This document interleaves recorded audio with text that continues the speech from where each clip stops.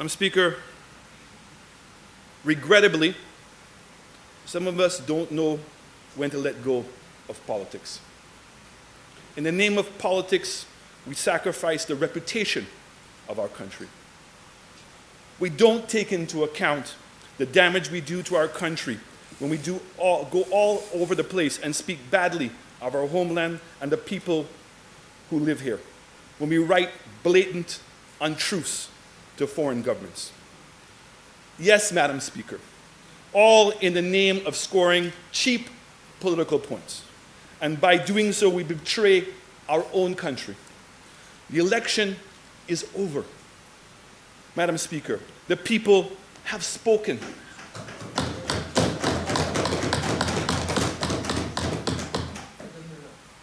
We should be trying to get this country on its feet again, not trying to bring her down. Madam Speaker, the handling of the impacts matter has been more costly to St. Lucia than you or I can imagine. There were efforts and stories that respected businessmen and the former Minister Guy Mears was prevented from becoming the High Commissioner for St. Lucia due to impacts.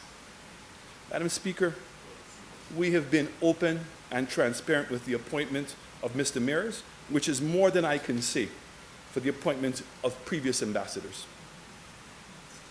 I want to make reference specifically, Madam Speaker, to a letter that was written by the Honourable Philip J. Peer to me and copied to the British High Commissioner, which I will make a subject to the House, Madam Speaker.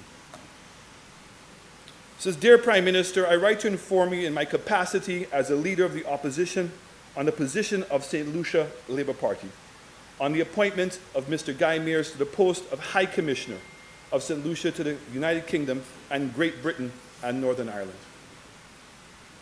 It is the concern of the opposition that Mr. Mears, who served as the Minister of National Security in 2011, by virtue of that role, was central to the government's policy at the time which led to the alleged killing of 12 persons during the operation called Operations Restore Confidence.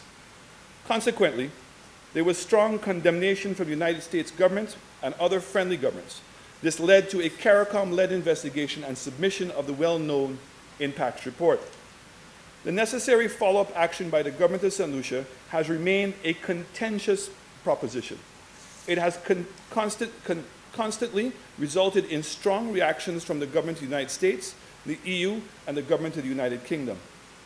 It is difficult to accept that with the matter still unresolved, how appropriate it can be for the minister who had oversight of the operation to be recommended for the accreditation of the principal diplomatic posting. The St. Lucia Labour Party believes that given the strong sentiments held by the government of the United Kingdom on the issue of human rights and due process of law, then deliberate consideration should be given to the withdrawing the nomination of Mr. Mears and awaiting the conclusion of the process relating to Operation Restore Confidence. Madam Speaker, I would have been very welcome to have received such a letter if this letter was written to me. But this letter was not only written to me, it was copied to the High Commissioner of Britain. And several times, the opposition, and I have to expect that the current leader of the opposition, who is the former deputy leader and political leader of that same party, must have read the impacts report.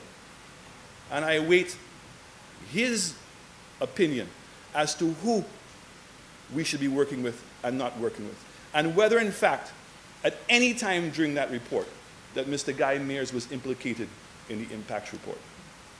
At any time. And I challenge him to be able to do that. At this point, Madam Speaker, permit me to read now from the following statement from the Foreign and Commonwealth Office.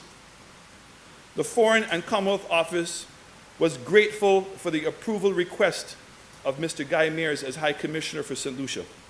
The Prime Minister of the United Kingdom has now seen and approved the request. we look forward to welcome Mr. Mayers as St. Lucia's new High Commission to the Court of St. James.